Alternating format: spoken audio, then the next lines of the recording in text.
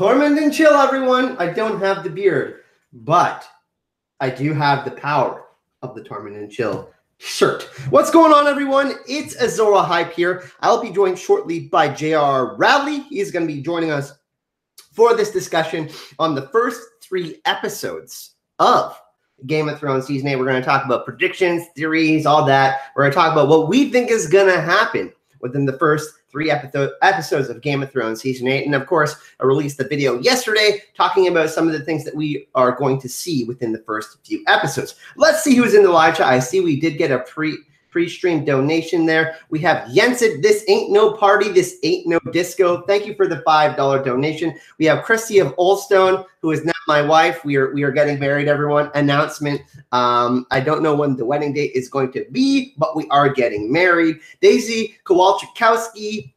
We have Scott McCloy, Mackenzie Burns, Lady Laura Dane, Telemask Dan, Carol Brown, Nyanor, Fake Aria, Marky Mark, Mia Ice and Fire, The Knight Who Smoked the Laughing Tree, Oracle of Raylor, Grim Reaper, John St. Baptiste. We have, who else is in here? There's, did we mention Carol Brown, of course. We have Lady H, Shadow Fox, Casey, Bentley.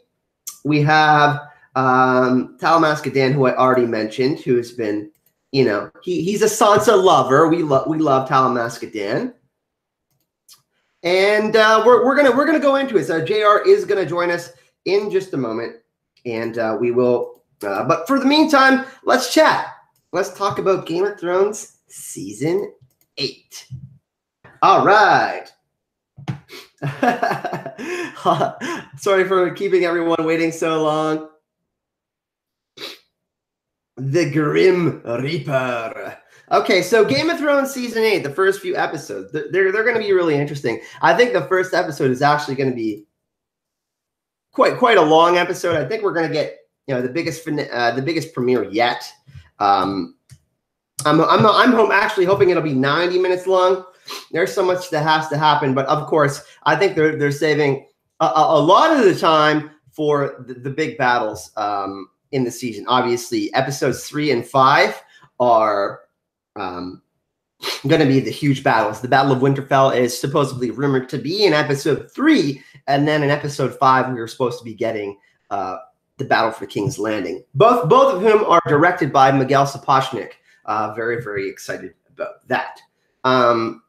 So, and by the way, everyone, this is the new stream schedule. We are going to be streaming on Wednesdays and Saturdays from now on. Just a little bit easier for the schedule, and there's no conflicting streams with other YouTubers and whatnot. So Saturdays, it's going to be at Saturdays at 2:30 p.m. Eastern Standard Time, 3 p.m., and then Wednesdays, same time. But I am thinking that we are going to be getting larger episodes. For sure. We got to talk to Paula Fairfield about that at Con of Thrones. She said, you know, they were working on that. And obviously, if they spent, you know, 54, 55 days night shooting just for, you know, one big battle episode, that's going to be pretty insane. Shadow Fox says, what reunion are you most looking forward to? Well, that's one of the things that we have to talk about. And when JR gets back, we'll definitely touch on this. But I think that the big one in episode number 1 is obviously going to be Jon Snow and Arya. Right? I mean, I think that they are, as far as Stark family members go, they are the closest knit. They have a lot in common in their journeys as well. So I think that that's one thing that that I'm really looking forward to, obviously, is Jon Snow and Arya. And thanks for the donation, Shadow Fox. Let's hear everybody's, what reunion is everyone most looking forward to in episode 1? Is it Jon and Arya?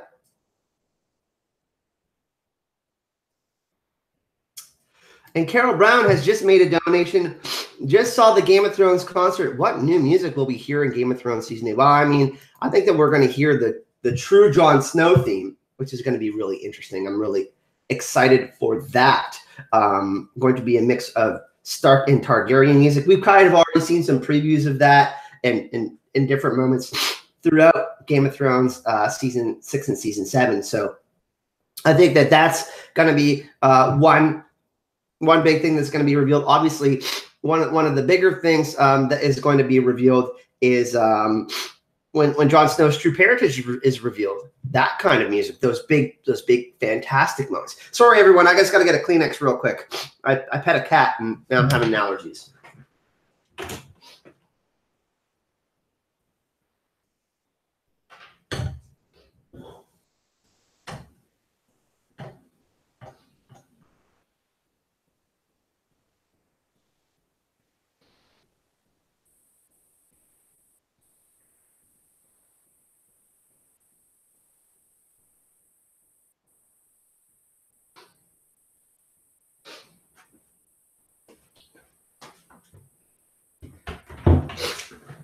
Sorry about that. Sorry about that, everyone. JR, you want to try to get in and see if everything is working for you? You're muted at the current moment, though. You've muted yourself. There you go. There now we go. Woohoo! We got JR, everyone. Finally. It's finally going down. There we go. Yeah. Sorry, everybody. It was my fault. I was having massive Wi-Fi issues. And yeah, so JR, we'll just go back to the first two questions before we get into the actual analysis. Reunion, I said in the first episode, I said Jon and Arya, which is one thing that we actually talked about quite a bit in the video yesterday. It was, and I'm secretly hoping that it happens in Arya's old bedroom at Winterfell. That like just because it was the last place that they were in scene together, and I think it'd be fantastic if they kind of harken back to that a little bit. Also, everyone, just so you know, for everyone that is watching, JR is going to be a writer for channel Azor Ahype. So the last video, me and JR, co-wrote a script and we go over everything together. And then obviously when I'm going over video editing and going through the script, we make sure that, I'm in agreement. We agree on things or whatnot. So JR, the last video that was up, he was a huge part of that. So bravo, JR. And thank you all. And we both agree that Jon and Arya is going to be a huge thing. Now that like Carol said, she just went to the Game of Thrones concert, and I just went to the Game of Thrones concert recently as well. The music in that scene, Ramin Djawadi has definitely been on record saying that there's some really, really big themes that are coming up, some very newer and bigger and bolder music that will be coming into the show. What do you think about that? You think that Jon and Arya is going to have some sort of new theme, or will it be a nostalgic theme that we're going to get? What do you think about that, Jared? I think, yeah. No, I think it's going to be a callback to early Stark music, because everybody's music slightly deviated as they've been on their own paths. We know that Cersei's music has gotten 3 octaves lower. Thank you, John St. Baptiste, for telling me that I was right on that. I think it'll be the original Stark music that'll be their kind of theme. I think so as well. And a lot of people have speculated that, in the end of Jon's story, despite being Aegon Targaryen, he will keep his actual name. Maybe he'll just be Jon Stark. Aegon, so that's part of the reason why people think. Well, yeah, whatever it's going to end up being. Yeah, whatever it's going to end up being. We have another donation from Tubbs. He says, "For the watch, Jon Snow. For the watch, Jon. To be fighting these wars forever." Thank you, Tubbs. Tubbs is actually a really funny dude. He's been all over Geek Chat since he joined it. It's actually been really entertaining. And by the way, everyone, the one place you can follow JR is on Geek Chat 1. If you look in the description of this video, there is a link to the Facebook page, and we invite all of you to come hang out. We're doing all sorts of polls. Like today, there's a few things that we're going to pull from the Geek Chat, just comments and stuff like that from Facebook and Patreon. And we're going to, kind of shout them out during the video today. So if you do kind of want to get your questions answered and stuff like that, primarily we try to answer as many as we can in the live chat, because you guys are showing up and hanging out with us. But we also take some from Facebook and Patreon as well, because you guys are super supportive and awesome. Okay, so yes, JR, so JR, let's kind of go over where we started with the last video. Game of Thrones season 8, episode 1. What do we think is going to happen in the first scene? Opening scene will be John and Danny, if they're still on boat, they'll be headed up the White Knife towards Winterfell, where they'll have to disembark. I always forget that the White Knife does pretty much run all the way up to Torrhen Square, so it'd be a short journey over land to get to Winterfell for them. But I think it's going to be probably the opening shot is going to be them. And I mean, the final shot, I mean, usually they switch. So usually if the season starts or ends with ice, the other one starts with fire, or the next season will end with fire. But now we have the final season, so ice and fire are going to be completely mixed. And I do agree with you. I do think that it is going to be Jon and Daenerys arriving at Winterfell or close to it, anyways. And I do think. And I think because they can get away with this one because I do have ice and fire there. So it's an opening scene. It's almost a given. So it's almost like they have to start there. I don't think we're gonna. Are you in agreement that we don't see the White Walkers until the end, like mostly the end of the episode? Yeah. Yeah. I don't see anything happening with them until the end of the episode, and I think that's when you're going to see the attack on Castle Black is going to be at the end of that episode. Now there is an awesome comment in chat right now. Ben Drescher says opening scene is Tormund and Beric going west to the wall. So we could see we could see it start out with ice. We could see Castle Black being attacked by the White Walkers. We could see an opening of ice. Or see, and when we were working on that script, I struggled really hard to try and figure out how it was going to open, which I pretty much think is going to be Jon and Dandy. I think that's a given at this point. But the one that I struggled with was figuring out how to get people to move in certain places that I needed to hit. You know what I mean? Trying to predict it accurately and piece it all together. It was really entertaining for me. So Todd says, what? The wall came down at the end of season 7. They got to start with that. Yeah, it could certainly start with Castle Black. Maybe, you know what? You know who could be in the opening scene is Dolores. Well, no, but they were at Eastwatch by the Sea. They were not at Castle Black. So Castle Black is still standing at this time. So Eastwatch by the Sea has fallen, which is where the wildlings were largely stationed. But the Castle Black will notice, they will hear that part of the wall fell. Like, that's going to be like, I mean, it's going to be. That sound's got to ripple all the way down the wall. I totally agree with you. So that could be a thing, and they can, like, they might not know at Castle Black. Right? I mean, they sounded the alarms and whatnot or whatever, but I mean, Castle Black is not directly where Eastwatch is, so that is definitely going to be something that's very interesting. We got another donation. Oh, sorry, go ahead, JR. Oh, no, go ahead. We got a donation. I was just going to say that. Love the shirt. Crone says, love the shirt, Kyle. Opening scene, progression south of the White Walkers to set the tone of the season. Yeah, it's going to be a very impactful first scene. I think they're going to punch us right in the mouth. And by the way, we have 80 people viewing, and we have 30 likes and 3 dislikes. Come on, people. Help smash the like button. We can do it. Or Bobby B. Hammer that like button. Warhammer that like button like it's Rhaegar's chest. Damn. Warhammer that. Sorry, I couldn't resist. Warhammer that like button like it's Rhaegar's chest. We got some other amazing comments in chat. Carol Brown says, I'm with Dan. Bran telling Sansa and Arya Jon is here. That's really interesting. Stop Jon and Daenerys, their relationship when they find out they are in family. The Golden Company could have their own theme music too. We'll talk a little bit about that after, Ben. We have because they kind of come up in the next episode a lot. Yeah, for our predictions, at least in our predictions, they come up a lot in the second episode. Because I think the first episode will be mainly focused on the north, and then we will get some southern stuff. Mackenzie Burns says, I think the White Walkers are moving faster than Jon and Daenerys, so why would they divert to Castle Black when Winterfell is the biggest location in the north? I mean, we don't know the actual story of the Night King for sure, but I think he definitely has a bone to pick with the Brothers of the Night's Watch. Let's just say that. Oh, I definitely think he does. I think the rest of the Night's Watch members are getting wiped out. And are you gonna make the call on Dolores Ed?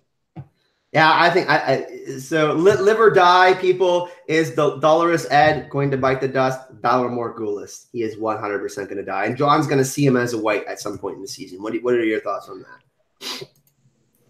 Um, yeah, just because I don't think anybody's going to be able to burn any of the bodies from Castle Black and the fallout of Castle Black. And as an interesting plot point, he is currently a stand-in for the Lord Commander, which makes him the 999th Lord Commander of the Night's Watch. Never mind the history of it, but he's currently 999, which does raise the question: if the wall is still needed, who's going to be the Lord Commander, the 1000th Lord Commander of the Night's Watch? And my vote is Jaime. If he's still alive, he will take up that position, which is a great juxtaposition for his interaction with Jon in season 1, where he shakes his hand and it's just so sarcastic and quippy. It's gonna be. I mean, when Jon sees that, I mean, it'll be the opposite reaction to what happened when Jon was resurrected. It'll be terror in Jon's heart, which will be really crappy. Are you having a Caesar right now? Yes, I might be drinking a Bloody Mary. Well, everyone, let's show some. Is it a spicy one? Oh, you know it. Texas, man, nothing here is sweet. Fire emojis in chat for JR drinking a spicy Bloody Mary. We call them Caesars. So that's what my Canadian family calls them too. I'm like, wait, Bloody Mary, got it. So let's continue on with our predictions, JR. So that's kind of gonna be like, I think the first big one. Then after that, we can kind of start talking about like Winterfell. I think, some of the people having some interactions at Winterfell. Will Winterfell hear? Will the West of Westeros hear the falling of the wall? Will that be a thing that, I mean, because when earlier, like, a couple seasons ago or a couple years ago, when I was discussing with other people, like, it felt like the majority of people felt like it would be like a sound that was heard by most of Westeros, and it's kind of like the sounding of the horn in Ragnarok. So I'm thinking, that could kind of be a thing, JR. What do you think about that? I definitely think it's going to be a thing. They'll get ravens from probably Last Hearth, is my guess. Whoever survives the Battle of Castle Black will end up at Last Hearth, and they'll send ravens to Winterfell. Scott, that is not an appropriate comment, my friend. In live chat, let's keep it 100, my friend. So yeah, I agree with that. Also, I think that, I mean, like the reaction of the Starks, like the Starks kind of getting together, like I think we're going to see, before Jon and Dany get back, we'll see some the preparations from House Stark, like Arya and Sansa chatting, maybe, Bran and Sam, like maybe Bran is in the Weird Net or something like that, and Samuel's like looking over books. And then obviously we have the arrival, and it's like, oh, Jon and Daenerys are here. And I think, and Tyrion. So I think it's going to be quite the shocker. And I think that's where you get the Sansa stare, that short clip in the HBO for next year clip, where Sansa's looking, hugging Jon. I think that's that scene. I think she's looking at Tyrion, at Dany, at everybody that's there showing up. There's a lot of really, in my opinion, dumb theories that Tyrion and Sansa are going to betray Jon and hand him over to Cersei. Let's just on that right now, okay, people. That is not going to happen. See, and I think that everybody's getting trolled with that one, because there were pictures of Kit Harington that surfaced at him at King's Landing. And I think that's where it's all coming from. Like, oh, he has to be in King's Landing, so how can we get him there? Well, they betray him, and Cersei throws him in the black cells, just like his father. I'm like, no, come on, guys. This Tormund and Chill shirt, by the way, a lot of people are asking about it. I'm thinking about putting it up on maybe we can make our own version of a Tormund and Chill shirt, because this isn't my Blaze Maga's design. So if people are interested in that, we can get some more shirt designs going. And you can get What Is Hype May Never Die and all sorts of other shirts. There is the Teespring link in the description of this video, Azor Hype pillows and all sorts of stuff like that. So after all that, Jon and Dany are in Winterfell. Battle plans right away, right? Like, Jon's gonna be like, okay, this is all nice. We have our short reunion with the Starks, but we get Arya, whatever. It's back to business, right? Yes, but not withstanding Jon, Sam, Gilly, Little Sam. That's a big reunion for Jon and Sam. And I think that Is Sam going to try to tell him right away, but then they get interrupted or something like that? Like it's going to be continually put off until like maybe I think that interruption is going to be in the form of Beric Dondarrion and Tormund coming from Eastwatch by the Sea and making it to Winterfell to warn of what happened at the Wall. Super convenient of that to happen. We have Smokahontas who has joined us in the chat. We have a good friend of mine, Richard, who I will be staying with in LA when I do go to Patreon Con. Everybody show some love to Richard. He actually used to work for Disney. He's done illustrations on the movies Aladdin and Atlantis and all those types of movies. Richard is kind of a big deal, people. So Richard, super kind of you to offer me to stay with you in LA when I go to Patreon Con. I am going to LA in 3 weeks, everyone, or 4 weeks, a little bit less than 4 weeks. But yeah, going to Patreon Con to kind of see how I can improve the channel. And speaking of Patreon, if you do want to support the channel, you do want to get early access to videos and all that kind of stuff, you can subscribe for even $1 on Patreon. You can find the link to that in the description of the video. Me and JR are going to do some bonus Patreon stuff soon, actually, for you guys. Yes, we are. So, in the works. In the works. So, but yeah, everybody show some love to Richard in the chat. Thanks for joining us, my friend. JR, where do we kind of go from here? Can we please free Ghost? I know that the chat's about to hashtag up free Ghost. We absolutely have to have the mirror scene of Dany meeting Ghost for the first time, just like Drogon and Jon. We need that scene. I'm in agreement 100% there, JR. If we don't get that, people are going to riot. And I mean, the budget for Game of Thrones season 8 is enormous. I mean, they have to include him. They have to, especially when Jon's returning home. And I think that Ghost will be greeting Jon and Dany after the whole Sansa hug thingy. And then we'll have a similar scene where Ghost really likes Daenerys. And I think that that's going to warm. I mean, I'm not saying change people's minds about Daenerys, but I think that it will kind of warm some people more up to Daenerys because Ghost likes Daenerys. I don't know. I think it's going to happen. Similarly to the Drogon scene, and that's one thing that we pointed out in the video. Correct. Ghost is dead. There's so many reunions in episode 1. Ghost, Sophie, I'm going to time you up for that. Ghost is not dead. Kidding. Sorry, go ahead, Jared. Ghost is not.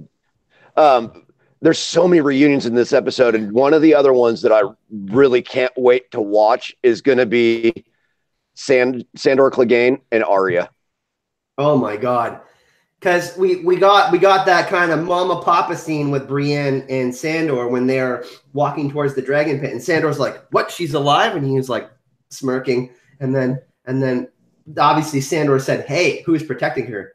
He doesn't need protection." And he goes, "I'm not going to be the one stopping her." So, but I do think that when Winterfell does get attacked, we'll talk a little bit about that later. That Sandor is going to be instrumental in getting the Stark girls out of Winterfell. Yeah, he's going to play a big role in the Battle of Winterfell. I mean, he almost has to. I think that I'll drop my prediction for that after what's going to happen with Sandor and Arya specifically. I think something really, really funny is going to go down because I actually think he is going to stop her from doing something. Other than that, now we obviously heard the disdain of Bronze Yohn Royce and some of the other people about not being able to trust Targaryens, but where are the dragons going to be parked? Are they just going to be flying over the north? Like, what are they going to do? Is Bran going to try to get in their minds and stuff like that? Or are we going to kind of see something weird like that? That is something that's a little bit interesting, right? Bran maybe getting his own dragon. Shadow Fox. What if Drogon thinks Ghost is a nice, tasty sheep? I think he's bigger than a sheep, and Drogon will sense that it's probably not worth eating. Well, not only that, he'll see that the interaction between Jon and Ghost, I think, before he sees him as a tasty treat. It'll be interesting to see both of them interact, like Ghost sniffing around Drogon, and then Drogon like kind of being like, I mean, in size comparison, they are very, very. I mean, Ghost is like, he's itty bitty compared to Drogon. Correct. Nyanor says, I would like to see Sam and Bran telling Jon of his parentage in episode 3 and being interrupted by the Night King attacking. Yeah, I think the big battle for Winterfell is going to happen in episode 3. But what are they going to do during all of this time? Like, that's the one thing that's kind of throwing me off. Like, Well, so even in episode 1, there's still other places that you have to go. I mean, we've only really talked about the North right now. House Greyjoy. So all of the Greyjoys, actually. I think we're going to get the Essos scene. I really hope that it's going to be the Shadowlands beyond Ashai, and we will see the Great Temple, and it's going to be a great panoramic shot is what I want to see of that area because it's never been visited in any of the episodes of the series. So I want to see that, but I want to see them loading the fiery hand, getting ready to come to Westeros. now we talked about Ashai possibly being in Game of Thrones season 8. I don't think it's going to happen. JR, that was JR's nod there. I actually think that we're going to see the Great Red Temple, and that's going to be going down. Now, I'm not sure if I don't think we're going to get the same actress that did play Kinvara. I'm pretty sure she was fired from the show, so we're not exactly sure 100% what's going to go down with that. But Melisandre is definitely bringing people back with her, and House Greyjoy being over there. And Euron going to get the Golden Company, there will be kind of this mad race to go get Yara and get some of these soldiers over. Yeah, and we talked about that, and pretty much came to the conclusion that he's gonna have to get Yara, Eurosha, whatever we want to call her, Yarsha. That he's gonna have to get her covertly, like very stealthily. Like, there's no real way to do it because Euron is going to be loading the Golden Company. And if you tip off the Golden Company that's happening, that's going to end it for Theon. That's the end of his arc because he will be stabbed to death. Now, one thing that we also got to talk about is Javier, who made a comment in the comment section of the last video that we dropped yesterday, JR. He says, good predictions, Kyle. I believe that Sansa and Tyrion will find a renewed mutual trust once they both hear each other's stories. And then Jaime clears the air regarding Joffrey's death. So that's going to be really interesting. I felt that was a very interesting comment that we kind of needed to talk about on the stream today. Yeah, and still one of my favorite scenes is watching Diana Riggs go out like a boss on Game of Thrones. God, that was funny. I want her to know it was me. Obviously, Jorah will be there. Jaime and Bran, I don't know if that's necessarily going to happen in episode 1. I'm hoping that Jaime. We pushed that to episode 2 because we have Braun meeting up with Jaime on the King's Road, just short of the north. And specifically, we talked about the reason for that. Lena Headey and Jerome Flynn used to date, and Lena Headey does not like Jerome. They can't film. Yeah, Jerome Flynn played her or something like that. Mama Ogre says, guys, Q&A, which episode do you think Melisandre and the Red Priest will pop up in Westeros? I think it's going to be episode 3. I think they'll be there for the Battle of Winterfell. And I actually think Melisandre dies there. Melisandre dies in Westeros. But do you think it's Winterfell or King's Landing, though? I think it's probably episode 3. It'll be in the south. I'm not going to say specifically where because I think the battle is going to be at the God's Eye. Ooh. Well, that's what I'm really fanboy like. Yeah, that's a good idea as well because Melisandre does have this unique connection to the Red God, and Bran will. If we are going to see the God's Eye in the show, Bran will be there, and Melisandre has visions of Bran being connected to the Great Other in the books. Which is pretty interesting. She sees through the flames, and then she sees Bran with a wooden face and all that. So, that definitely could be something that happens. Or a question for the chat: maybe do we see the God's Eye through a vision in the first couple of episodes? Are we going to see some sort of fantastical Bran vision? I think we have to, right? We're going to see some sort. We could see in the first episode, JR, and it could be a shocker. It's like a 10-minute thing on the Night King. Wouldn't that be insane? Do a flashback. I mean, we've kind of already gotten his origin, like how he came into being. It'd be interesting to see, like, get a chunk of his backstory. It wouldn't be the first time that they've opened with a backflash, or a flashback. Black Flash, listen to me. With a flashback because they did it with Maggie the Frog and Cersei and that whole side of the prophecy. Also, just to point out, everyone, we have In Deep Geek in chat, another great YouTuber, and we have Urtach Altonos. If you guys don't know who Urtach is, go check him out on DeviantArt. If you haven't seen Urtach's drawings, you're missing out. My goodness, he is currently doing predictions for all of the main characters for Game of Thrones Season 8. So if you guys haven't checked Urtach out, Christy, you want to pull the link for Urtach and put that in the chat? That would be cool. Urtach, by the way, might be coming to Con of Thrones next year, which would be awesome. And In Deep Geek is going to Con of Thrones. In Deep Geek is going to Con of Thrones. We are confirming that. He is already confirmed. You know who we are missing? You know who we are missing in chat is Helen making whatever it is this week great again. She was at the beginning of our stream, but we took too long, and she probably went to go drink gin or something. Question from Shadow Fox with another donation. Shadow Fox, you're so generous. Thank you so much for all your love. Will Jon hang Mal or will Davos get his revenge? Ooh, that's a really interesting question. Okay. Yes, he gets his revenge because I've been begging for that ever since Shireen. So I know people are going to load up justice for Shireen.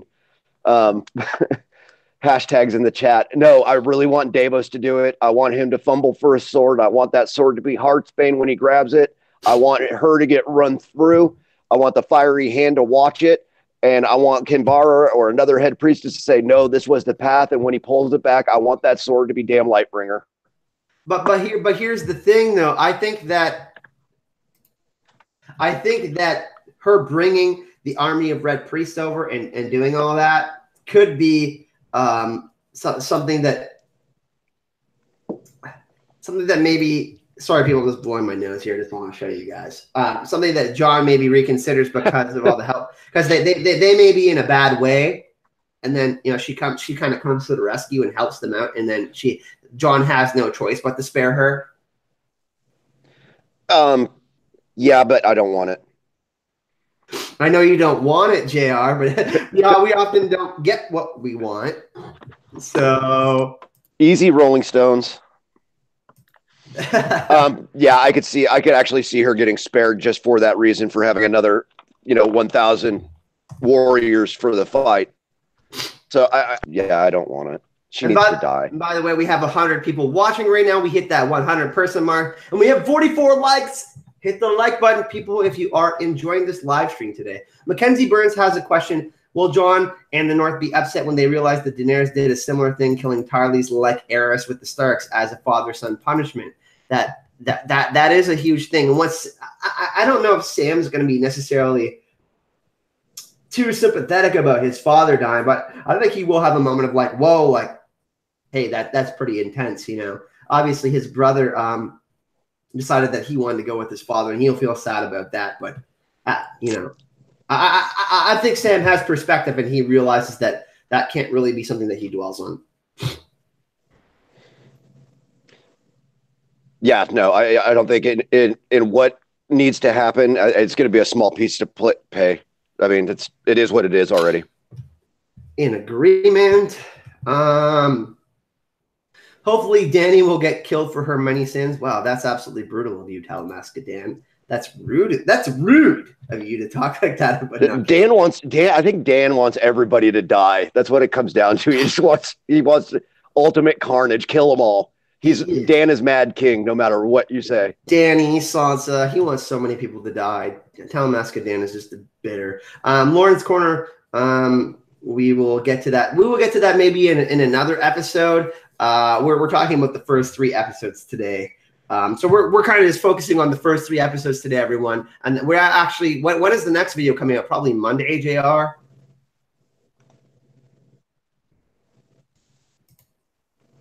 JR, can you hear me? The next what now? The next episode. When are we doing part 2? Part 2 will be early next week. So because we kind of had to do this live chat to figure out what everybody's prediction is for episode 3 for the Battle of Winterfell before you can kind of go on to make the rest of the predictions as accurate as possible.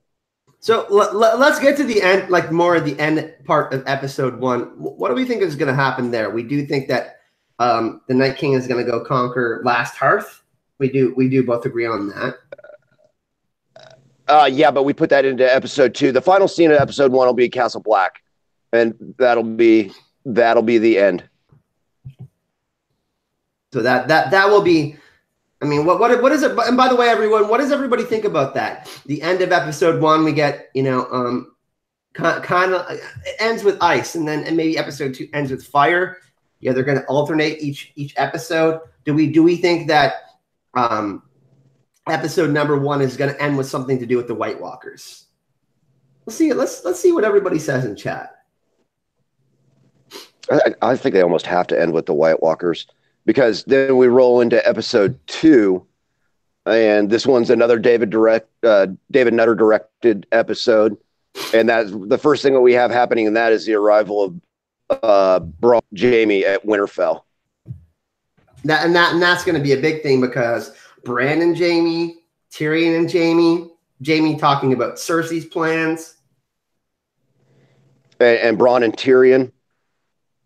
That's going to be huge again too, obviously. And I think that's really, really when the battle plans are going to go down, because Jaime does.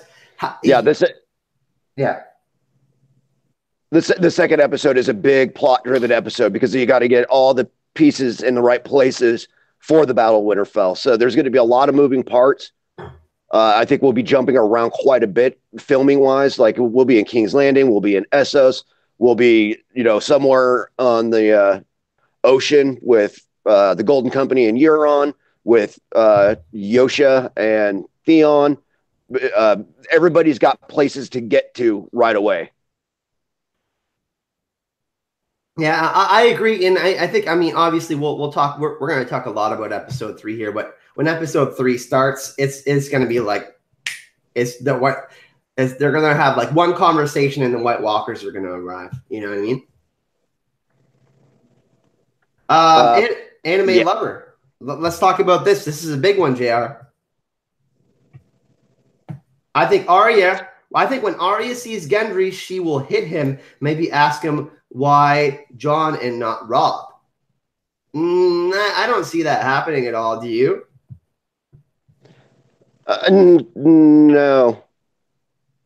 No, I don't. Sorry, anime lover. But we really appreciate the donation. I don't think Gendry really has an allegiance to. He didn't really have an allegiance to really anyone. He was just trying to survive. But thank you so much. No, he's a free agent. Yeah, and I think he kind of always has been. He never. His mother die when he was really young and all that. So he's had. Yes. And then he got taken in by Tobin Mont.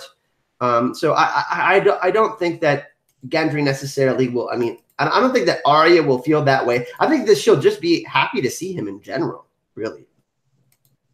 Yeah, and then that's another big reunion too, when Gendry does finally get there. Kate M. Jaime gets to Winterfell before Jon and Dany and tells them of Cersei's betrayal. So Arya leaves to King's Landing to kill her, and the next day Jon gets back and no reunion. No, Kate. No.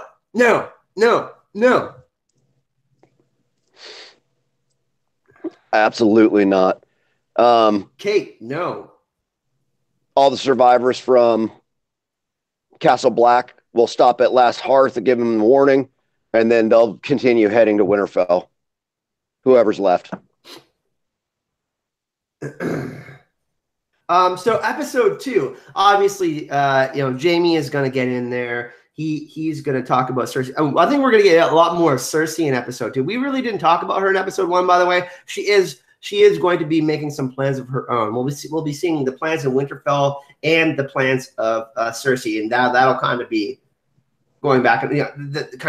There's not as many locations now, so we can kind of just focus on mainly King's Landing and Winterfell. Correct. Minus the only outside ones we're going to have is anybody coming from Essos, and that's going to be the only time that we go back to Essos, because everybody's pretty much on mainland in Westeros. Yeah, agreed. Cersei's plans will continue to unfold. There's going to be a lot of her and Qyburn dialogue, because the Mountain doesn't really talk so much anymore. Yeah. Let me see. Ben Drescher has another great point. Episode will end with Tormund looking back on a burnt Castle Black while riding south to Winterfell. I think he's going to be there with Beric too, or maybe Beric does die in that situation, and Tormund is the only one to get back. Now, is Beric going to Is Barrack going to save somebody? You mean the kiss of life? We kind of talked about that last night on Gemma's stream. I don't know. I think the one person that would be for would be Sandor. Honestly, I'm with you on that one. Which would be really interesting, right? I mean, Sandor now saved by fire. Everyone dies, but this one. So that would be kind of ironic if he did get brought back. One thing that also Mama Ogre, great question, asked us before, but you think Cersei is actually pregnant? Yes, I do. I do think Cersei and Dany are both pregnant. I mean, I think that because we have Ice and Fire, right? Cersei's going to have a miscarriage and Dany's going to have a baby. There's this constant balance, right? Of life and death within the story. Is she going to have twins? I don't think so. I think it's going to be one kid. Okay. Because there's a lot of theories involving that's going to be twins and they're going to be ice and fire. Yeah, I hear that. I just think the baby will be a representation. I know. I'm in the same position as you. I'm like, it'd be okay, sure, but why? This isn't Star Wars. They're not Luke and Leia. They're not going to be force wielders. Come on. The baby is a representation of water, which is a symbol of life. Ice and fire, water. It's a feminine symbol of life. Christiane Neves from Brazil, thank you for joining us. Do you think they will solve the White Walkers matter before the Iron Throne situation? I mean, yeah, the White Walkers are going to be gone in episode 5, and then the Iron Throne is still going to be there, maybe. I mean, they're going to have to deal with all the other stuff that's going to be going on with the Iron Throne. JR? Yes, sir. Did you hear that? Sorry, I'm trying to catch up in chat and make sure we're not missing anything. What did you say? Basically, the Iron Throne situation, is that going to be solved after the White Walkers? Yes, absolutely going to be. It has to be solved after the White Walkers. I do like your theory on it getting melted down like the One True Ring. I've always kind of liked that theory, but in order to break the wheel, you can't have somebody sit upon that throne. And I personally think, because of the histories that George R.R. Martin likes to go after and talk about in the stories that he's using as a model for this fantasy world that he's created, I personally think it's going to end in a Magna Carta style of government where the king is now, or queen is held accountable. They'll still have a court-ish, but it'll mostly be a figurehead. It'll look a lot more like Britain.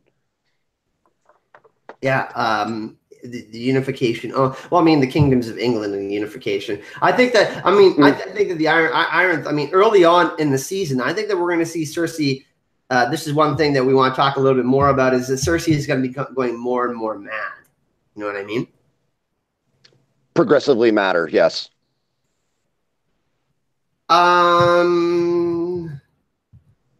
Okay. What do we want to talk about? Should we? No, go ahead. Should we go ahead and get into it? Because, I mean, episode 2, we've kind of gotten around everywhere that we needed to hit for episode 2, which we predicted is the Threat to the Realm episode. And by the way, guys, these aren't official titles for anything. So if you watch the first video on this, the 1, 2, and 3 episode video, we just kind of made these up, for lack of a better term. A lot of people pointed out that Home was already taken in season 6, episode 2. We're not saying that's going to be we're not saying that's going to be actually the title. Yeah, no, they have it, and trust me, as soon as they drop the titles, I guarantee you there will be a video on that. So don't worry, we will. As soon as it drops, there will be a video made on it. Yeah, definitely. I mean, I don't think any of the episode titles are going to be leaked until like right before the season, where it's like episode 1. I think they're gonna. Because I think they're going to be incredibly revealing, because they're the last season, and a lot of people will, will speculate on that, and a lot can be revealed on the episode titles. Yeah, episode titles can dictate a lot. They have in previous seasons. You've made some great predictions just based on titles alone of who has to be where, who's going to be the focus of that episode. You've always done a great job when you get the titles in front of you. Well, here's the thing. Each episode has a sub-theme, and then each character is like experiencing the same thing, more or less, right? Like the kind of the same thread that is going on. Yeah, there's a tie that binds it, and whatever the episode title is usually is a great indicator of what is coming. And by the way, that is going. Me and Aziz from History of Westeros are going to do a video on the themes of the episodes within Game of Thrones season 8. I've wrangled Aziz to talk about some Game of Thrones season 8 stuff. So that's going to be a nice treat for everyone to get Aziz in there. Fantastic. Aziz is great. Scott McCoy says episode 6 should be called The Dream for Spring. I think me and JR both agree episode number 6 is going to be called The Song of Ice and Fire. Yeah. Which is episode, yeah, it's the final episode, which that'll be part 2 for everybody of or episode 5 could be A Song of Ice and Fire, and the episode 6 could be The Dream of Spring, something like that. Yeah, I mean, it could be, but I don't. Okay, so we haven't talked about this. At the very end, do you think we're going to get a Harry Potter 20-year fast forward? I think it's going to be maximum 6 or 7 months, like the rebuilding of Winterfell, King's Landing, that kind of stuff. Okay, we're in agreement. A lot of people really like that Harry Potter ending. I'm like, this is not going to be. That's not how this is going to end. I could actually see King's Landing being relocated to the Reach. You know what I mean? And that could kind of be like the new hub, like the Dream of Spring. Spring kind of is. I mean, if we think of Highgarden, and we think of this fertile land. I think that could be something that happens. Whose castle is it going to be? Because I want Bronn in that castle because he wants a bigger Falcon castle. I think he's going to get the twins. You think he's going to get the twins? Interesting. Which would be interesting because he could get people to pay the toll. Like he would be perfect for that. You know what I mean? Because he's kind of shady. Still, he's Bronn. He has his own like egocentric things. Yeah, absolutely. So should we get to the Battle of Winterfell? I think we kind of got to everything in episode 2 that we needed to. Well, episode 2 is mostly. I mean, I think we both agree. Like mostly battle plans. There could be something that goes down with the Greyjoy, some sort of battle. The Golden Company. Yeah. Actually, let's talk about the Golden Company before we go to episode 3. Will the Golden Company be in Westeros? I think they have to be there by episode 2 because Cersei's going to make her. I'm with you on that. We put the landing in episode 2. We'll get some Harry Strickland, hopefully, homeless Harry Strickland, which is a massive book character. So that'll be nice to finally see him. I personally hope that we get some kind of a book nod to young and old Griff. Well, you know, they're not going to have blue beards. They're not going to be Tyroshi looking, but just a little something like, hey, Griff, can you get this? And have him run and grab whatever he needs, scrolls or the book for the Golden Company of everybody who's ever been in the army or served with the Golden Company. It's just something that we get young and old Griff, just a callback or just a book nod. Nicole Trammell, actually, a friend of ours, she was at DragonCon and she lives in Atlanta, and she says, dude, young Griff are going to show up and try to stake Fagon's claim, but right before he gets to the last word, a random undead Unsullied is going to put a spear through him, and everyone will continue with their plot points as if it never happened. Jon will be like, Jon Snow will say, that was weird, and Dany will say, yeah, that was. Imagine how trolly that would be if Dan and Dave did that with the Aegon plotline. Oh, my God. That would cause and Nicole, thank you for that. That's amazing. I think that would be an amazing. Oh my God! When I read that, I couldn't help but laugh at it. So that was a great one, Nicole. I mean, why not? It doesn't hurt anything.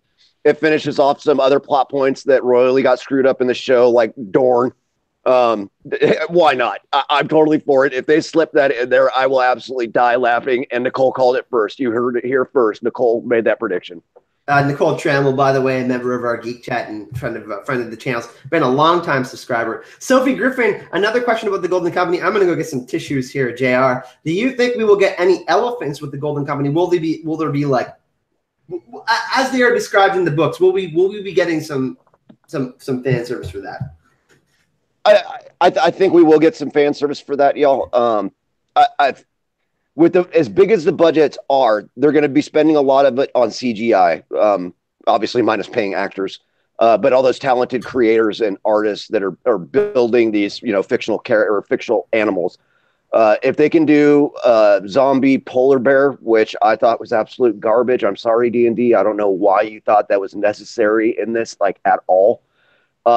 then we better get some damn Golden Company elephants. I want them. I think most everybody wants them. In the chat, go ahead and drop fire emojis for if you want to see the elephants. I personally do. I think it'd be fantastic if we saw the elephants. Yeah, I'm in agreement too. One thing that I do think is going to be a huge part of episode 2, by the way, as well, JR, and we kind of spoke about this, is Cersei. We didn't go too much into detail about this, but Cersei putting there's some pictures for season 8 of scorpions and stuff like that, fashioning King's Landing with some weapons to not only fight against the undead, but against Jon and Daenerys and all of them. So I think that once the Golden Company get there, Harry Strickland and Cersei and all that, they will kind of get together and make some sort of plans of their own. We will see the plans in King's Landing and Winterfell kind of like we always have that balance within the show, both sides, right? So that will definitely happen in episode 2, we think. Dothraki and the Unsullied, by the way, sorry, go ahead, JR. No, perfect. Bulma Ogre, great timing, because that's actually the first thing that we talk about in episode 3.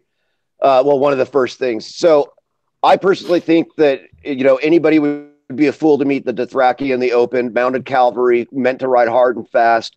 I think they're going to end up taking the brunt of the hit when they go against the Night King at the Battle of Winterfell. I think it'll actually be in Winterfell.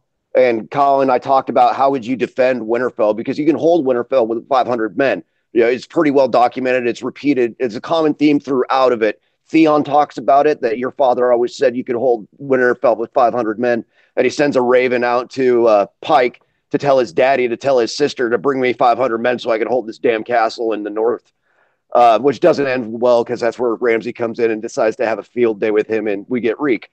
So, they keep talking about 500 men at Winterfell. So I think that's going to be inherently important, but it's going to be a defense in layers. So the Dothraki will ride, and they're going to be the first ones to get the big brunt hit, but their weapons are all going to be tipped with dragon glass. They'll still carry all the traditional weapons that the Dothraki would, but the bows the arrows will all be made out of dragon glass.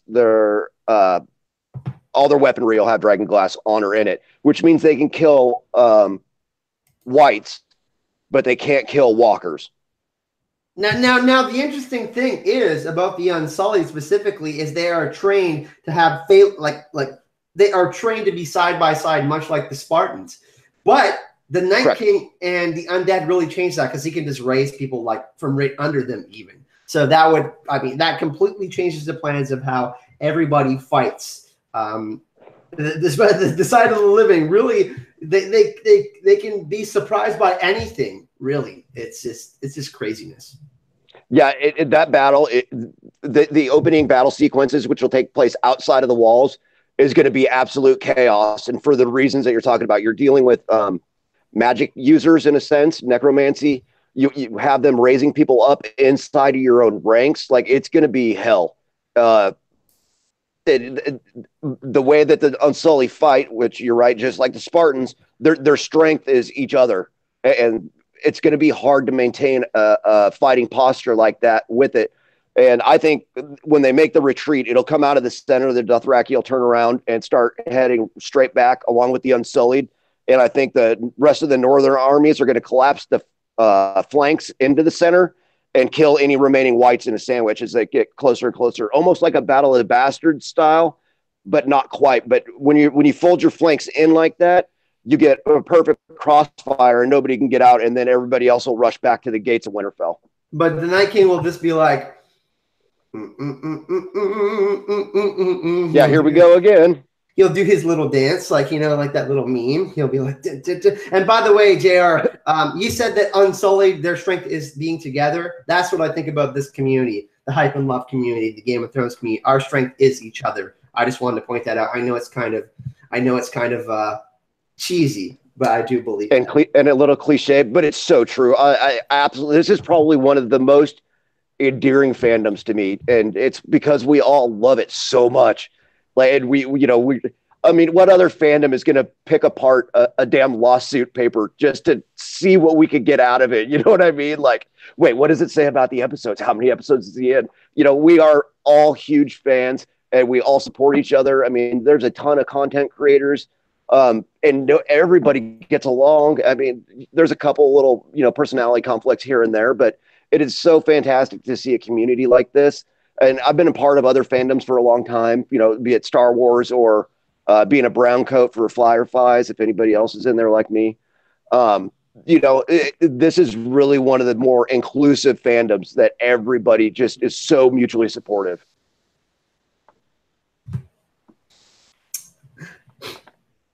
JR. Are you trolling everybody in the chat, Kyle? I am not, actually. I actually really meant that. Okay. You guys know me. I got a tattooed on my arm here. It's kind of a hype and love tattoo. It's Sanskrit. It says the path to enlightenment is through compassion. Mani Padme Hum. All right, let's get back to the discussion. We're at 107 watchers now. You guys are amazing. Fantastic. Thanks y'all for joining us.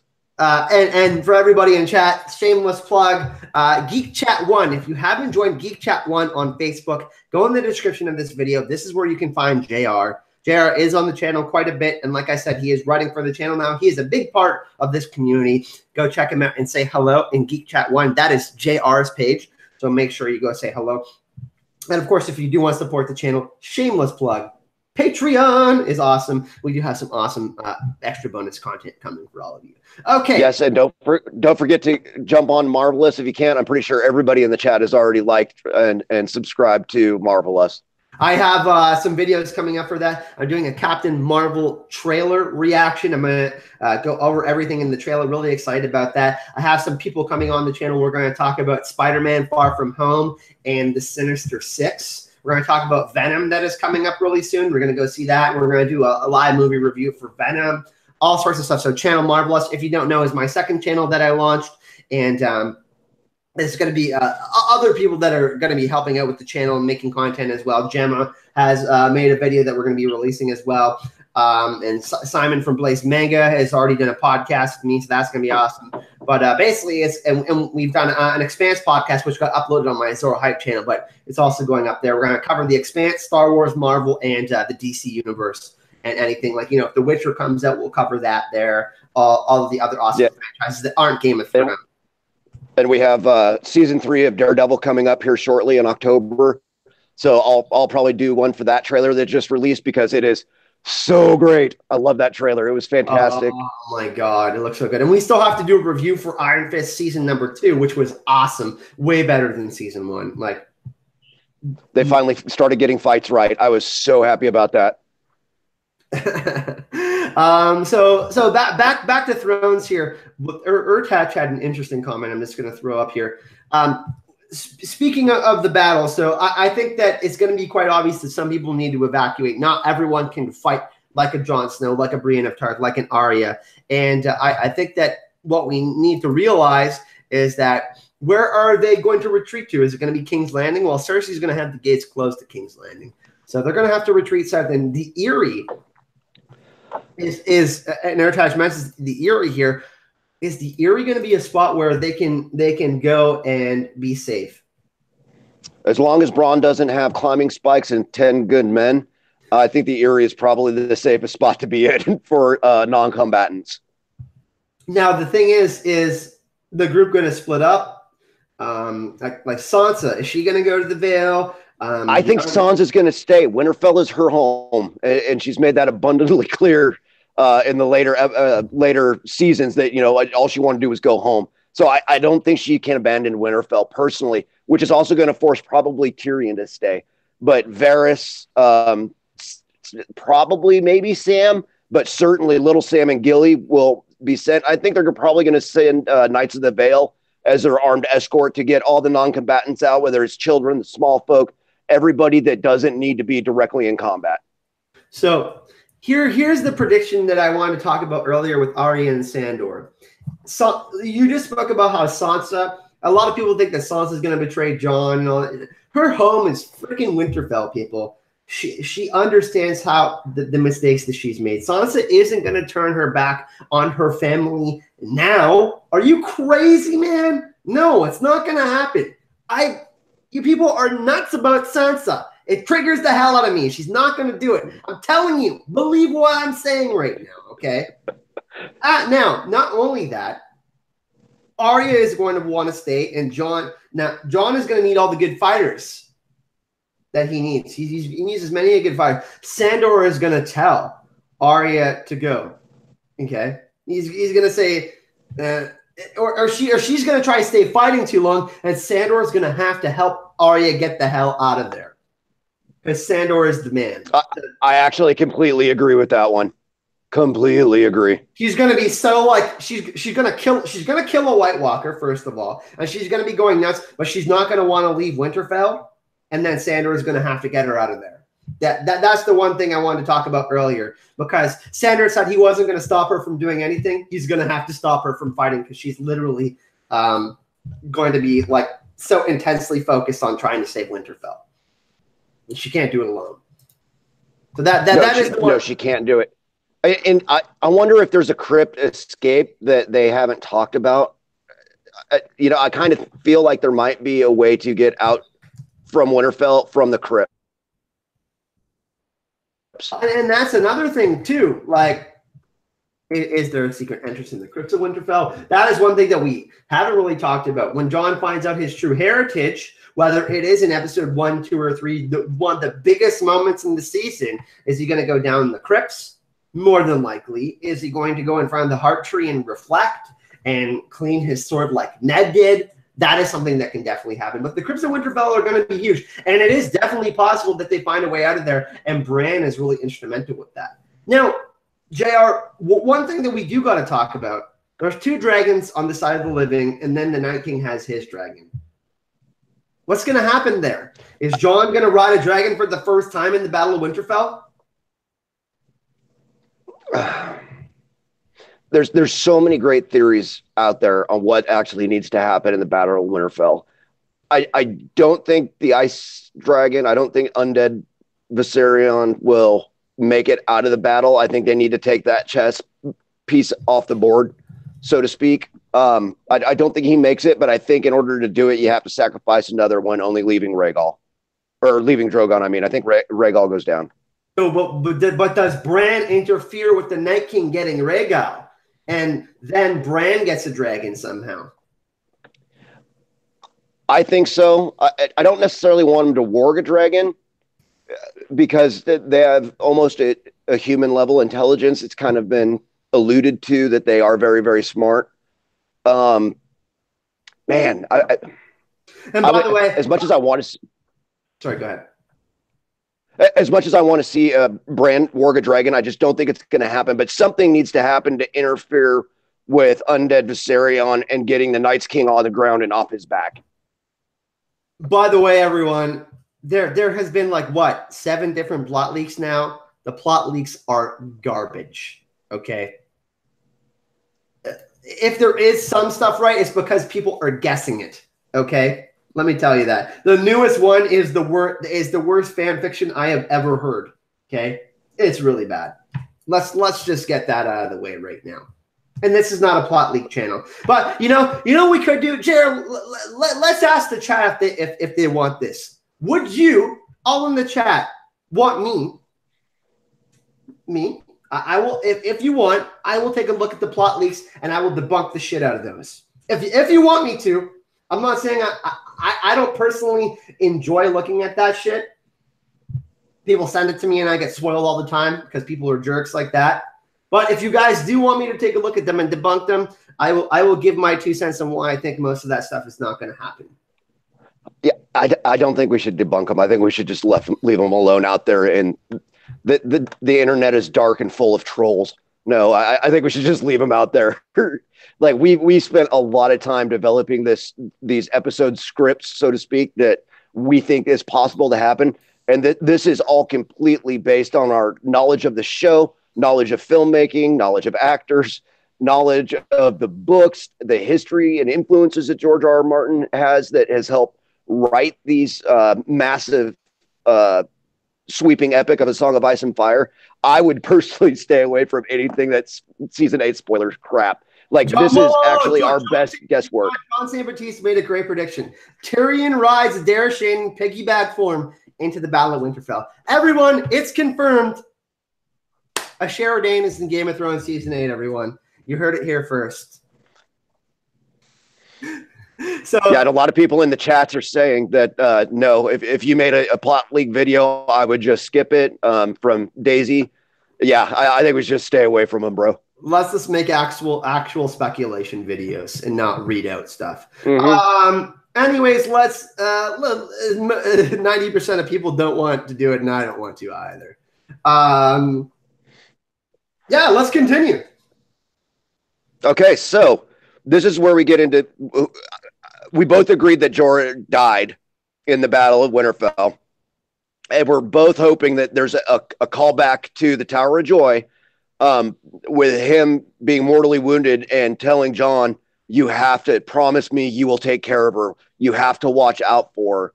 She's the mother of dragons. You know, she's Khaleesi. She's whatever he says, but something in there is going to be, promise me, Jon. Promise me you will take care of her."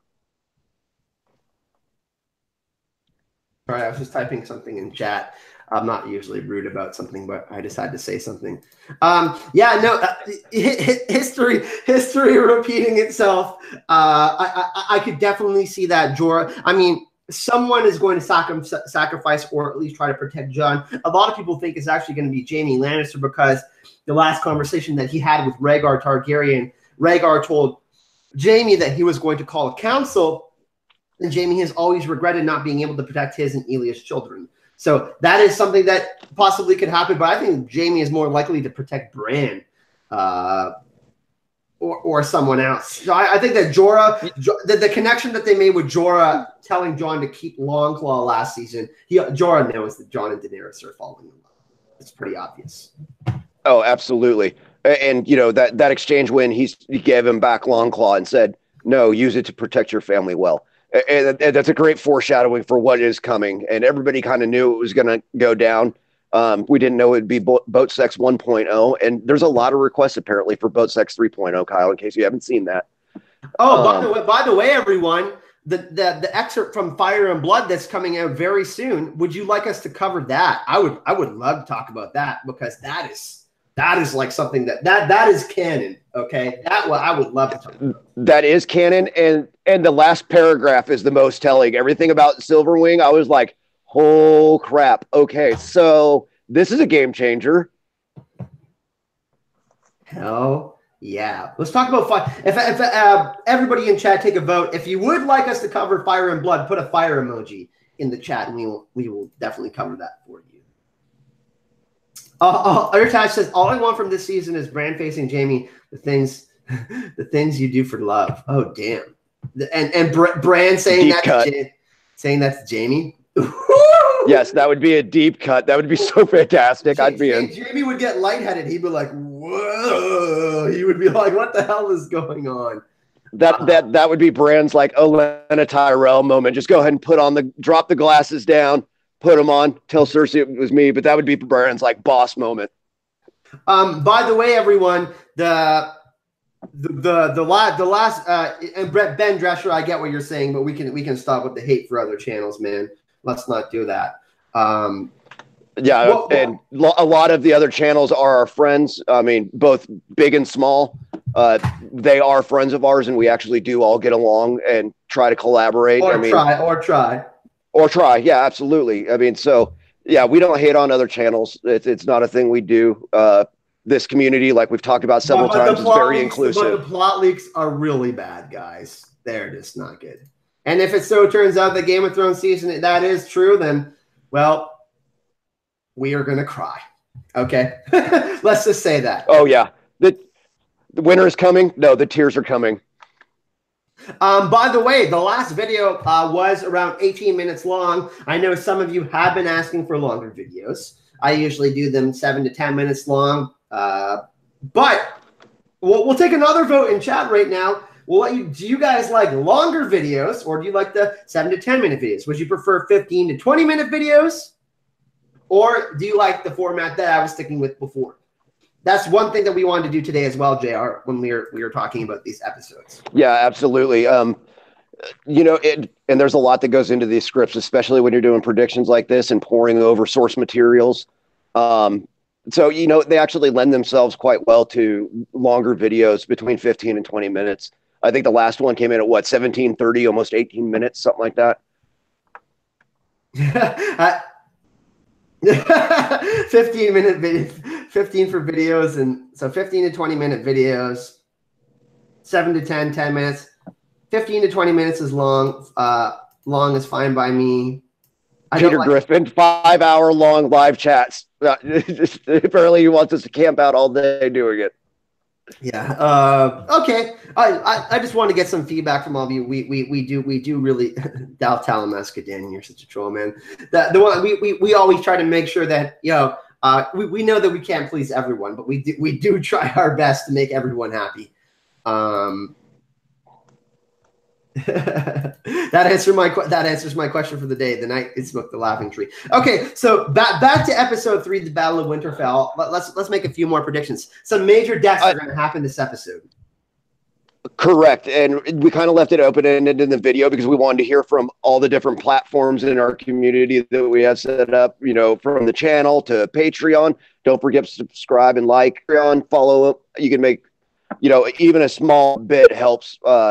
Kyle produce better content, helps all of us. It's one of those things. So if you like what we do and what Kyle's been doing, please support us on Patreon. But the one theory I want to come true that I don't think will is the Kings of Winter. Yeah, I mean it's too nice. You know what I mean? And George doesn't want to do everything that was in Lord of the Rings. Let's be honest, okay? It's too coincidental. They are in the crypts for a reason with iron swords in their laps. They're staying in there, I think. Now, Gemma really wants this to happen, so she's gonna thumbs down this video when she hears this. But the possibility of it is a want. Like, I think it would be cool to see, but it doesn't. It's not like a necessity for it to happen. You know what I mean? Well, and the other thing that we can ask the chat is, do you think Winterfell falls? Are they going to have to retreat? Because I think they're going to have to retreat from the north. I think the final battle between the living and the dead is going to take place in the south, and probably somewhere outside of King's Landing and the God's Eye. I think it has to end up there. Which finally, can we get Howland Reed, y'all? Like, please, just get him in there. Yeah, and I definitely think this is going to happen. It would be interesting to see the Night King walk through Winterfell after Winterfell is. Everybody flees and he's touching the walls of Winterfell and he's sits down in the chair in the room where they're all having their discussions and stuff. And then we really get an idea that he was a Stark and he's like, I'm home or something like that. That would be super crazy to see if something like that happened. And that would be incredibly revealing that he is a Stark. Because a lot of people think that he is a Stark. And so something like that happening would be really interesting. I think so. And okay, so if Gemma gets her grandiose wish, because trust me, that would be all 3 of her wishes if she bumped into a genie in a bottle, would be the Kings of Winter coming out to defend Winterfell. If it does happen. Against ice spiders. Yes, ice spiders. We got to have ice spiders. That would be Gemma's number 1 wish, the Kings of Winter against ice spiders. Yes. I think that it would be covering the retreat, and that would allow everybody that remains at Winterfell to get out. So if it does, the dragons can fill into that too if you had to. I mean, you could.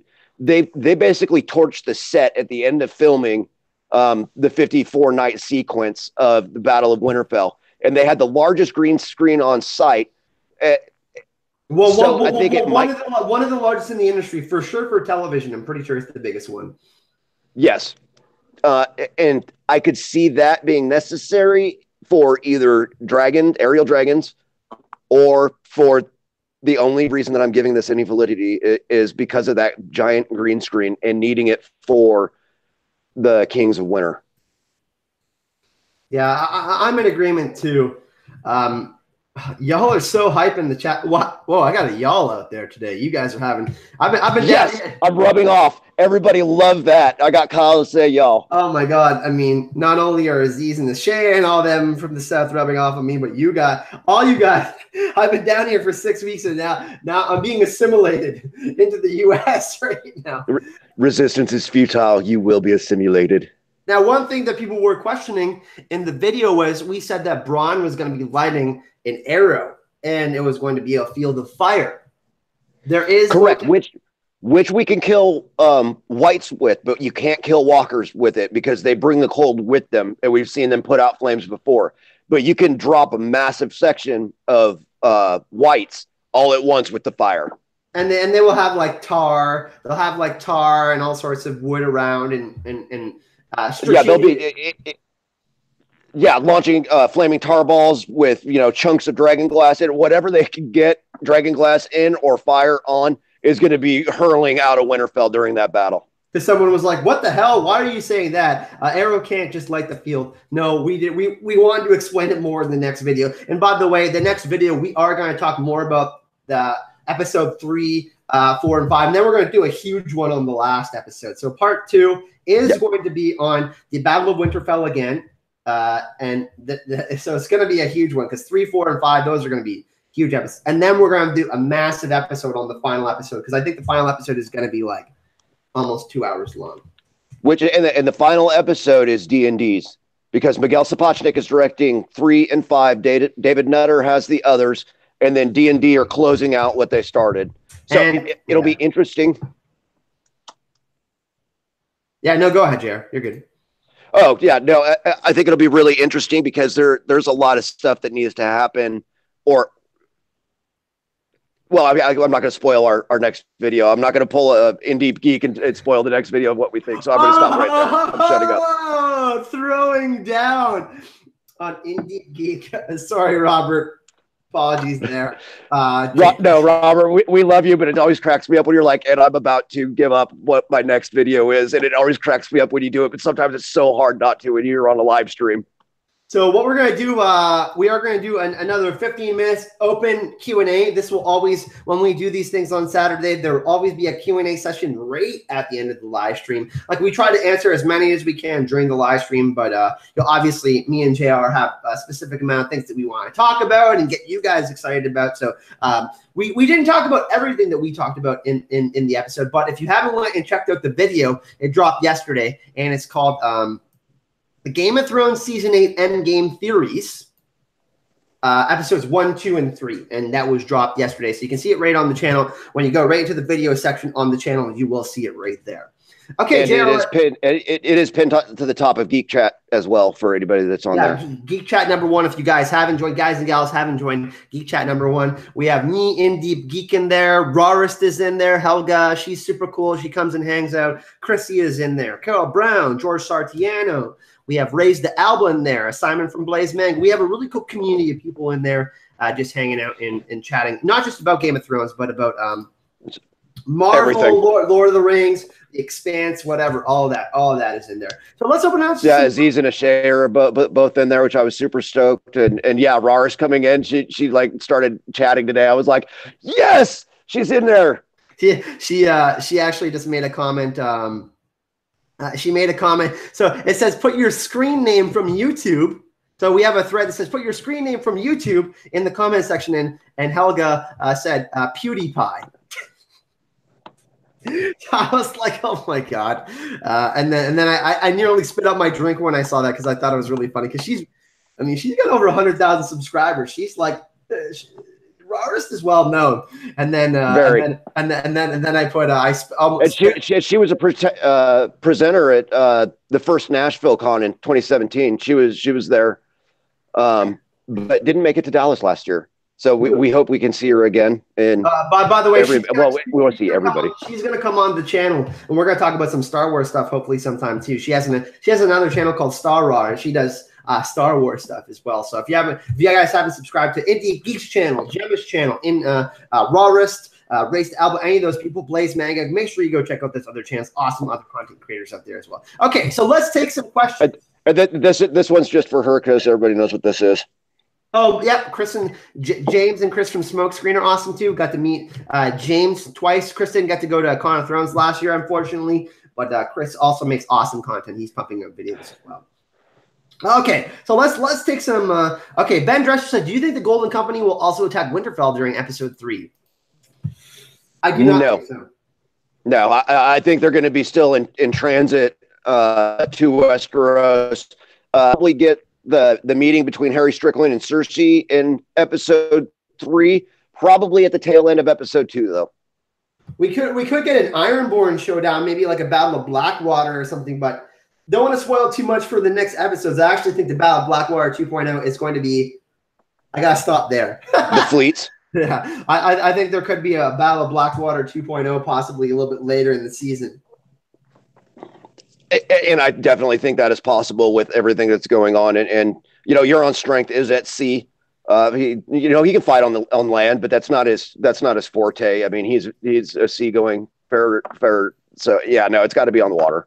Mama Ogre says, "Do you think Helen Reed will appear?" Ooh. Yeah, we talked about this last night, Mama Ogre, on Gemma's channel. I don't think we're getting him in old form. I think we're only going to see him through a flashback, personally. Maybe. That's a real big maybe. Yeah, no, I'm with you. That is so toss-up. That's coin flip. That's 50-50. Oh, by the way, everyone, History of Westeros does drop a Nymeria episode. It's going to be really awesome. So if you haven't checked out History of Westeros, Aziz and Ashea, make sure you go subscribe to their channel at all, too. Do you think Dario will be with the Golden Company, says Adrienne?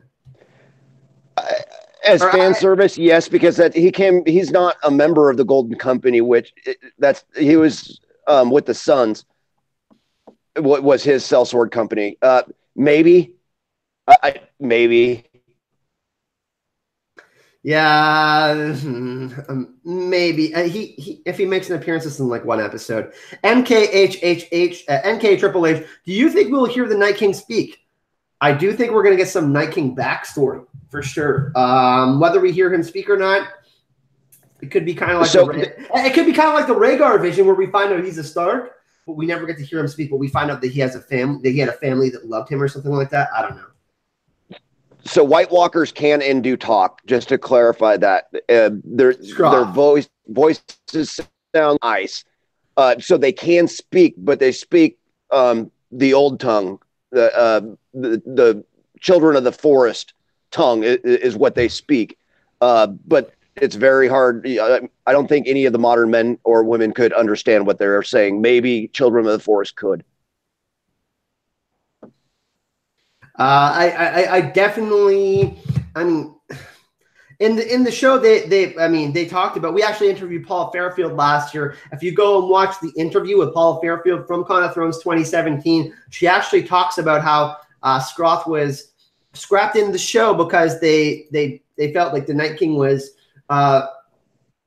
making his impact through symbols. He was speaking through symbols and actions. So that was powerful enough. But JR is right to clarify. They do have a language which is called Scroth. It's like crackling ice. I see that some of you are sending me messages on Facebook and on Patreon and stuff, guys. So I can't get to them during the live stream. I will make sure that I reply after when I can. And it's important to get those questions in before a live stream. So always make sure, if you're a Patreon, to go in and get your question in there so that we can read it live on the air. That's imperative. I mean, super chats are the best way to get it in here, but we stay inside the chats as well, and we're scrolling through them. Santavia says, did Benjen die, or will he make it to Winterfell? I think Benjen is done. He may show up as a white, but I don't think, are they going to pay the actor? Probably not. I can't remember who put it, but somebody said, do you think it's a Stark trait that they cannot be fully turned by the Night's King as an explanation for why Benjen couldn't be turned all the way? That is another thing as well. Let's get some more questions. Aria. And Gemma just popped in the chat. Hi, Gemma. She says, sup, fam. We were just talking about you, Gemma. What one or two sword fights do you think we will see this? Oh, we're going to see Jon versus the Night King 1v1. I mean, that's considered a sword fight. Yeah, they are good. They are going to go mano a mano. Is Jon going to have Lightbringer, though, is the question, JR. Yes, because they probably have to do it in the show. In the books, probably not.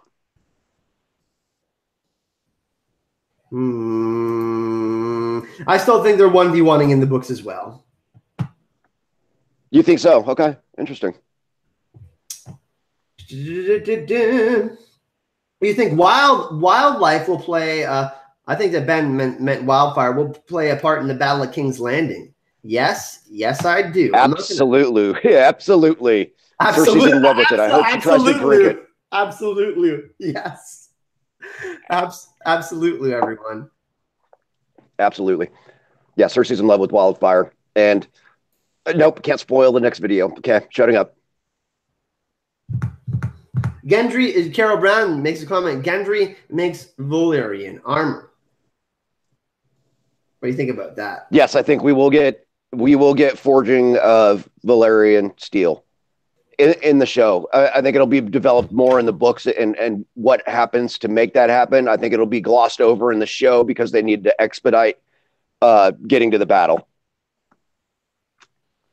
A new ice, Needle 2.0. Yeah, I definitely think that Gendry's going to have a very, very big part. I mean, who else is a blacksmith that is as talented as him? The only argument that could be made was who he apprenticed under, who did reforge ice into Oathkeeper, and why am I drawing a blank? Widow's Wail? Mm-hmm. Which Joffrey's sword? Is it Widow's Wail? Okay.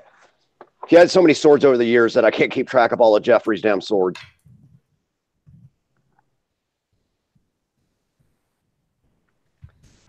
Chrissy of Oldstone says, great stream. I'm taking off for dinner. Davos is Lightbringer. Ooh, can wildfire burn White Walkers? Good question. That is a good question. And whites, yes. White Walkers, no. And I think that this is a final awesome question to talk about during the stream, and it's Mackenzie Burns, a fellow Canadian. Rhaegar is Azor Ahai, and Jon is Lightbringer. What do you think about that, JR? I missed the question. What was it? She made a comment saying that Rhaegar is Azor Ahai and Jon Snow is Lightbringer. That fits with my theory, so I absolutely love it, Mackenzie. That fits perfectly with my Davos killing Melisandre. So yeah, I'm all in. And what does everybody think about that in chat? Do we think Jon is going to wield Lightbringer at all? Is he Lightbringer himself? Is Rhaegar Azor Ahai? Let's get some final hype in the chat before we end this stream today.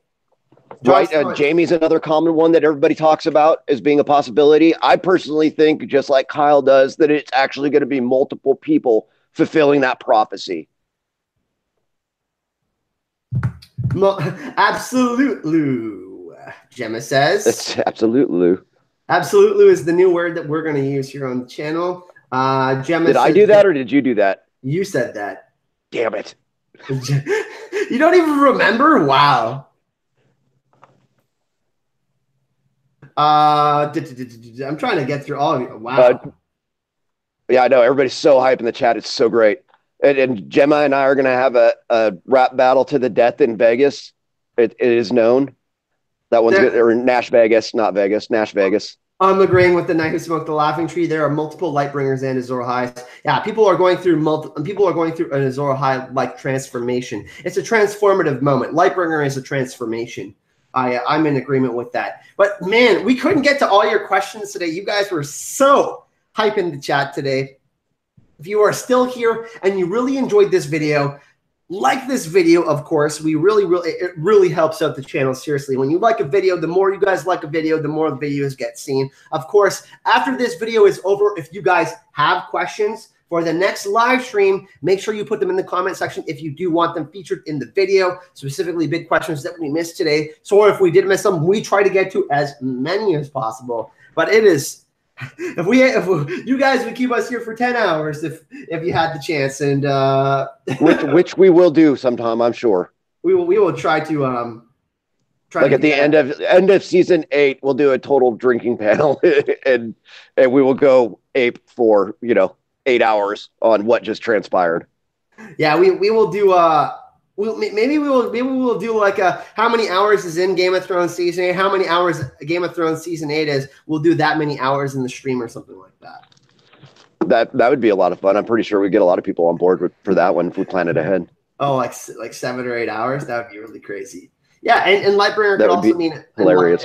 Enlightenment, Jensen. Yeah, I'm kind of on the same page as that. If you did enjoy this video, of course, and you do want to see bonus content, subscribe on Patreon. You can subscribe for $1, which is less than a cup of coffee. You can do 5. Get early access to audio for the videos. I upload the audio and usually some of the videos a day early. Definitely the audio is always a day early, so you guys can kind of listen like in podcast form before we do upload the video on the channel. Of course, there is all sorts of awesome rewards, and you do get to help us continue to do what we're doing here and go to Con of Thrones and other conventions and stuff like that. Patreon is a huge reason why I can do what I do. So thank you to everyone who is a patron. Thank you to everyone who supports the channel through Super Chats. And if you comment, you like the channel, and you subscribe, thank you so much for supporting the channel. We really, really appreciate that. JR, your sign up, my friend. What do you want to say? Hype and love to everybody, and we'll see you on the next one. And where can they find you, JR? On Geek Chat 1 or Geek Chat group in Facebook. And a lot of people are requesting access right now because I'm seeing it pop up on my phone notifications. So I will get to those in just a minute. So Geek Chat 1, if you do look into the description of the video, you can find the link for Geek Chat 1 if you do want to join. We're inviting all of you as long as you're respectful, and cool. No hating on anyone else. That's what we're all about in the Geek Chat 1 community. Of course, you can find all my social media in the description of the video, Twitter, Facebook, and Instagram. If you guys want to reach out to me and say hi, just chat about whatever, or you want to chat about Thrones, you have a theory, send me that. Of course, we have a giveaway for a copy of Game of Thrones signed by George R. R. Martin. The link to that is in the description of this video as well. You don't want to miss out on that. So thanks again for joining, everyone. We really, really appreciate you hanging out with us today, and we will see you all in the next video. Love.